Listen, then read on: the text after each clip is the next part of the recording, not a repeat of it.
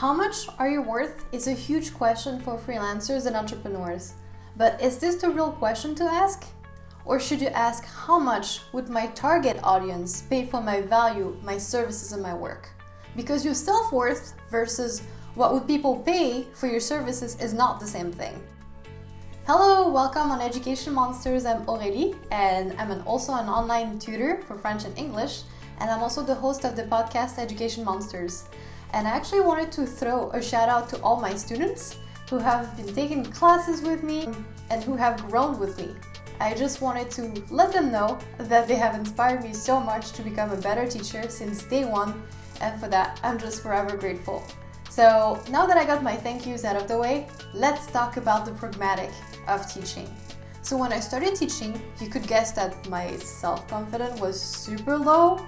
For those who know me, it was really hard to not have a discussion with me without me being defensive, like, what am I doing here? Why should I do that?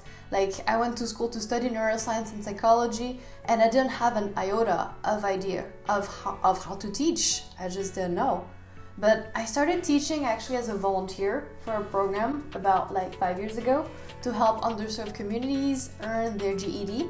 And it was just like a fun hobby, and I loved the classroom vibe because adult students practice on their own, and tutors would just come by and just answer questions in case they had any.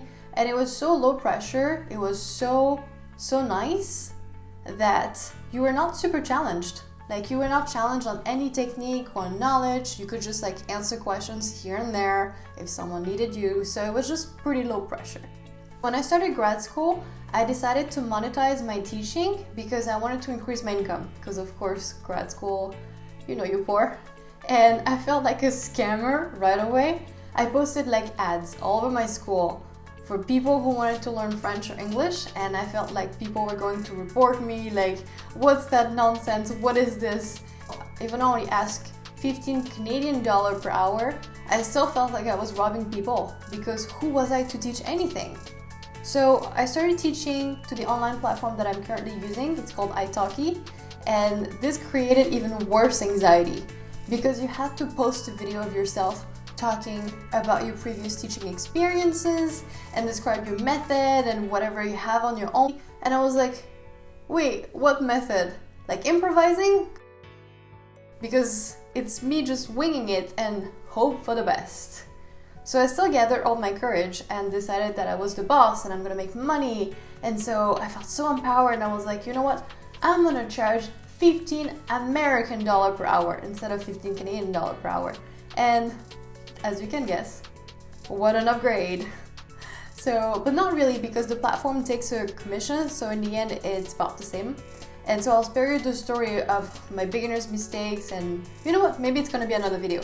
But yeah, over time, the more I taught at university and the more I taught on the platform, I became more confident. And I also went to see the other tutors' profile to compare my video to theirs, and of course to compare their rates and how much they were charging. I felt like the first impression were really important, especially because the competition for French tutor is quite high. So you do have the option of offering a trial class to get people in, but I feel like it's still already too much commitment at this point because there's money transfer involved. So to me, the presentation video already sets the tone for the price that you're expecting. And if you see someone whispering monotonously about how much they like teaching, it will be a totally different vibe than someone who's passionate about their language and traveling, and they can also teach you about their culture and their slang and how people are. So I uploaded a second video of myself. It was just a second version of that video with more animation, with little things to catch people's attention, more jokes, because that was a better reflection of myself. I was not just a boring teacher. I wanted people to feel like they were in that non-judgmental zone so that they can trust me to become their tutor. And in my case, I played on my strength as well, because it took me a while to figure out how can I set myself apart from others. And I have a master's degree in neuroscience, and I decided to offer science courses on the language platform, because you could practice reading scientific articles in French and English and learn about a new topic. And it was not just conversational. It was definitely learning something outside of the box to combine both the language and the science part. And it became all of a sudden more original, and plus it gave me the excuse of making this class more expensive. So it's currently at $40 an hour, and it's totally fine for me. Another reason for me to increase my prices over time after the years is that Italki was my side hustle, and I had a real full-time job on the side. I was like doing research, and I felt like some days I was so overworked. I never missed a class or anything. I never got late, and I never made excuses to not be here because I'm so accountable for my 5-star reviews. So I got so tired physically and mentally that I was so torn between the two jobs that sometimes I'd think, you know what? Let me raise my prices so I can drop few students. Not that there's anything wrong with them, but it's part of the game. So if you can't afford my classes anymore because prices are too high, you'll go find someone else, and that's fine because students who really enjoy my class, then they'll stay. But so I got up to $30 an hour. That's what I'm currently charging.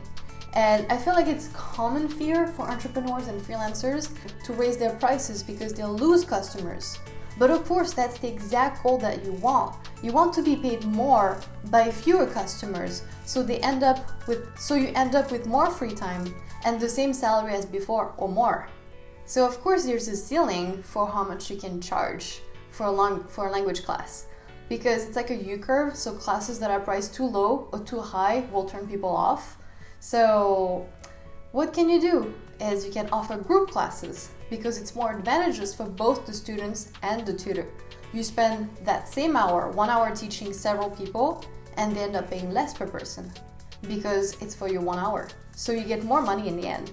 And now my group class is the price of 2 classes, but you could have up to 3 people in it. And I know it's easier said than done because I felt really guilty each time I raised my prices, and I prayed to the universe that people would still find my prices within the range of acceptable for normal student and not go too far into the Karens or into the spoiled kids, because each time I raised my prices, nothing changed, and that was so shocking for me. Like, people still booked, and I was amazed that my ratings went up and I got a better income. So I was able to take my weekends off and give myself a break. And I didn't have that feeling of running after the customers. You know, I felt like pretty secure that they'd come, because guess what? There's a market for pretty much everything. Not everything, but I'm saying pretty much everything, including expensive tutors, especially because they like you, and you have to believe that they like you. When I was a cheap tutor, I had students. And when I was not so cheap anymore, I still had students.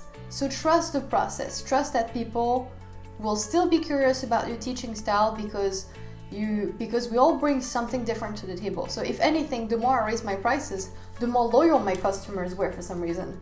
And don't forget that you're not forcing anybody to spend if they don't want to. If they want to book you, it's because they like you and they're learning better with you than with someone else. And I originally wanted to say that this whole summary, it came down to taking a risk, but it's actually not true. You're not taking a risk by raising your prices. You're respecting your own work, and it's also a motivation for you to continue great work if you're charging more. So in the end, I think my conclusion is that it came down to self-confidence.